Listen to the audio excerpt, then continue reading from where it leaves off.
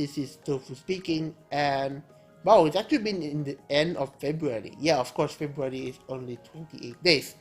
And the CB is still stubbornly starting at the 26th of February, which means that we are going to end on March.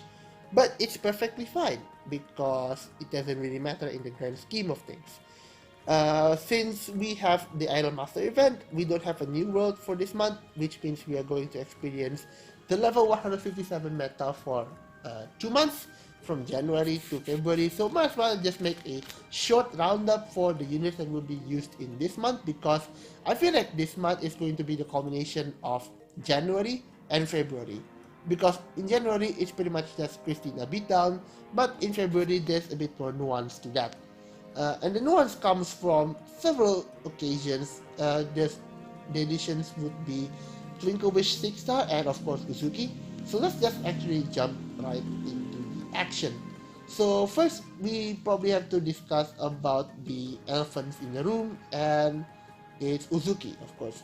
Uzuki actually comes in 3 different flavors. There is the 3-star rank 11 one, which is used for Madame Hen, which is the charming peacock.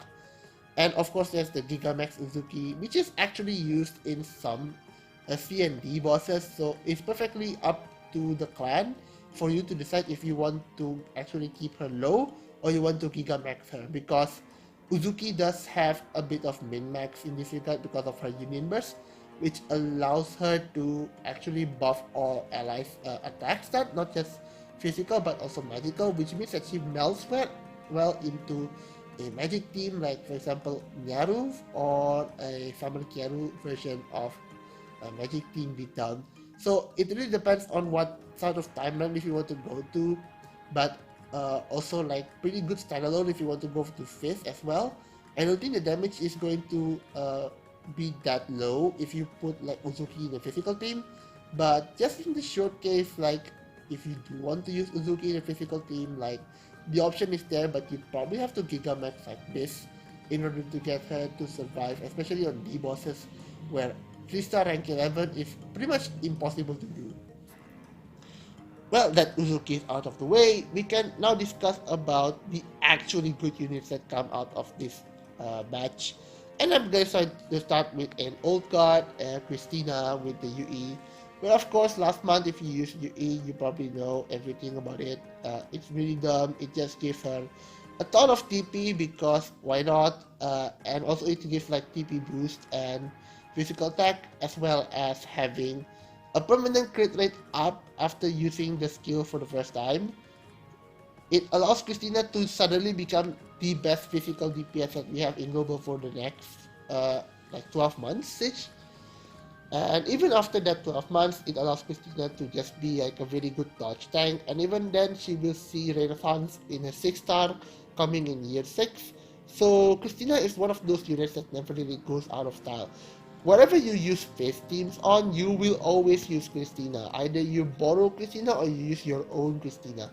So you will have to adjust your borrow schedules accordingly. And of course, check with your clan if your clan facilitates something like double Christina, or you want to use 2 Christinas and a mage team, or you want to use 1 Christina and 2 mage teams. It perfectly is you have to adjust it with your breaks, for example like the Kasumi breaks and your Uzuki breaks and your certain breaks, like maybe if you have a Luna break for some reason. I know there are people with Luna breaks because PvP, I guess, I don't really know. Although PvP you can perfectly do with 3-star versions of all of those breaks, but well, you can't really do much worse than that. The other one that's easy to explain for me is Hiyori 6-star. Hiyori 6-star, basically the only buff that you get is from newest Hiyori, and newest Hiyori is also used in this CB actually because of her massive crit rate buff, alongside being a slightly less fast Makoto when it comes to shredding, because all of her shred is based on her Union Burst, so it doesn't really have the speed like Makoto. For example, like Makoto is still used on something like overtime comps if you are able to get that, for example like If you kill the boss quickly, then you probably get OT. Then that's where Makoto mostly shines. But there's also this CD where Makoto is still used on the main team. So it's like decide well if you want to use Hiyori or you want to use Makoto DCB. When it comes to builds, both of them are Gigamax. But take note of Hiyori's middle right gear. It says like 1 star if right here. It's a min max for some magic teams because it gives magic defense. But other than that, New Theory is just basically just copy this team and just copy this build and you'll be good that way. When it comes to original Hiyori, it's pretty much just use the Gigamax one that you use from the PvP climbing Hiyori. There is no min-max when it comes to this Hiyori because the Hiyori is just armor here, and even the armor you probably need as well to survive some hits. So because of Hiyori's really high TP retain, it doesn't really matter if you give her armor. So at the end, you can probably just roll with this Hiyori if you really need to. Unlike Muimi, which does take time to charge up her full damage potential, Hiyori just straight up beats people from the first Union Burst activation because her Union Burst is actually a pretty good single target damage as well. Next up in the room is Rei, and Rei does have some minor min-max. The min-max for Rei is pretty much just not from this Rei actually, but actually there is one from this Rei, and it's actually coming from her Bond 12, because her Bond 12 is actually pretty unique when it actually gives her, apologize for that, it actually gives her HP, 700 HP, but from tests that has been done on the CN and the Korean server, the HP stat from this bond doesn't actually do anything, and you are actually losing a lot of the offensive stats right here, like 158 physical attack and 70 crit, 30 crit rate, 700 HP. Turns out like it doesn't really do anything. But the bigger problem for this Rei is probably this Rei instead, the newest Rei that you get from year 1, or like if you go from the rerun from Twinkle Crisis, which is like 2 months ago. This, for example, like this Bond actually has magic defense, and not just Bond 3. Bond 2 also has magic defense. But again, like in normal Rei, like this min-max is probably not really important in CB because you can pretty much just use Bond 8 newest Rei on your original Rei and still pretty much go to town from there. Even against magic bosses, like DCB has Arius as a boss, and you will still use Rei with Christina. So again, you can still hit like the good timings with original Rei, even with Bond 8 news Rei. But the reason I'm still not reading this news Rei bonds is because I do want to wait for that one CB where it actually matters when you don't read the news Rei bonds. So it is still recommended for people to not read news Rei bonds for the time being, especially since the damage is completely and utterly negligible.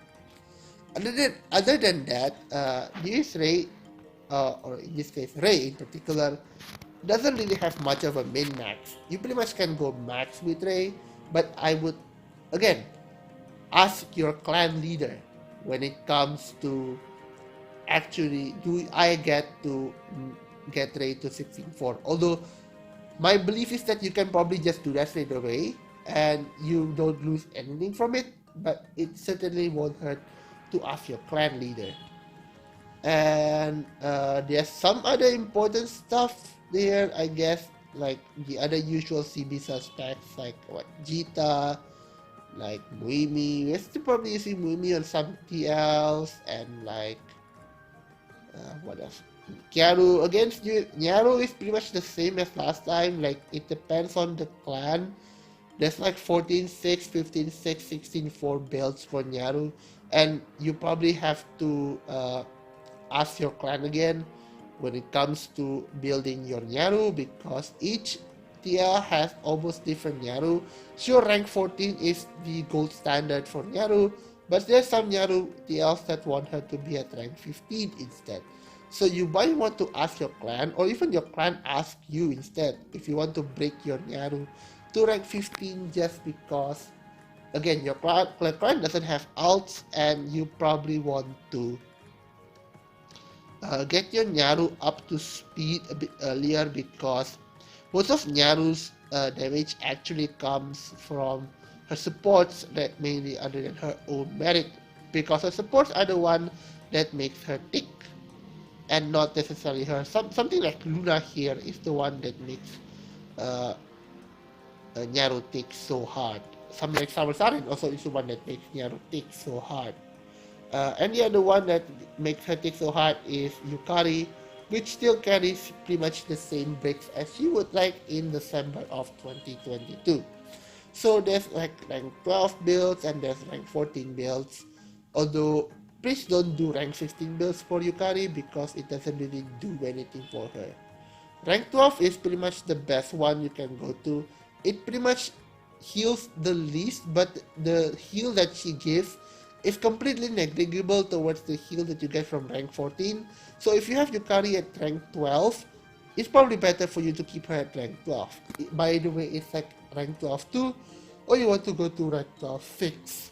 It's perfectly fine either way. Or you can go to rank 14 if you want to follow a specific timeline.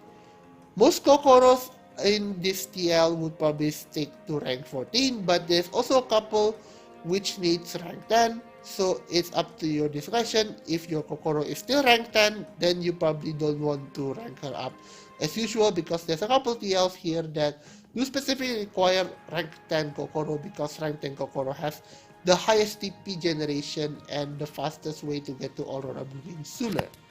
Speaking of niche units that benefits from Aurora Blooming, we actually have one of the most iceboxy units to ever exist, and of course that is Ruka. Ruka actually has min-max, which is rank H6. For this TL, you actually use her for D2, but there's also versions of this Ruka that can go to rank 14, for example. So there is a bit of a dilemma. The rank 14 Ruka TL does have slightly less damage, but it probably doesn't really matter for boomers because rank 14 is fine as is. I won't go much into detail for Ruka because Ruka is only like used a couple times sparingly until later when we get more DPS units, for example in year 5 or year 6, where Ruka really shines there because there isn't really much of a competition when it comes to UB based damage threat as well. And of course, the final member of the Breakeroni section would be these two, UE6 and Christmas Chica. UE has a ton of min-max. I'm keeping mine at rank 10 just to be safe, but rank 12 PR3 BR4 seems to be the accepted best rank for UE alongside actually max level. But I would like to keep UE at this level and rank combination for a bit while, so I don't break her by accident. Same goes for Christmas Chica. The accepted game state for Chica right now is rank 12 TR3 BR5, but it could be a bit higher depending on your needs, especially when it comes to levels, because Chica does have a bit of a fancy when it comes to levels, so you kind of want to be careful about Chica in particular. Of course, unless you have Gigamax Chica for PvP, then I couldn't actually save you. Is there anything else that I would like to touch on? I guess there really isn't much here. The usual CB suspects and whatnot still applies. And yeah, see, like for Halloween Kyoka, like Kasumi, if like Kasumi is still PvP, then I can't do anything about that. But if your Kasumi is still CB and still used from the last CB, then pretty much don't touch her at all, because that's gonna be the best way to run Kasumi for a very long time until there are better magic supports that will come and pretty much just kick Kasumi out into PvP only territory. Yeah, I think that's it for this CB. There isn't really much when it comes to variety and to differences. Maybe the difference is like you add just 4 units here, which is the Twinkle Wish, Sixta, and Uzuki, and pretty much the rest is like you already know them from the start, and you pretty much just adjust their ranks accordingly, according to what the chocolate sheet pretty much already tell you. This is Tofu signing out.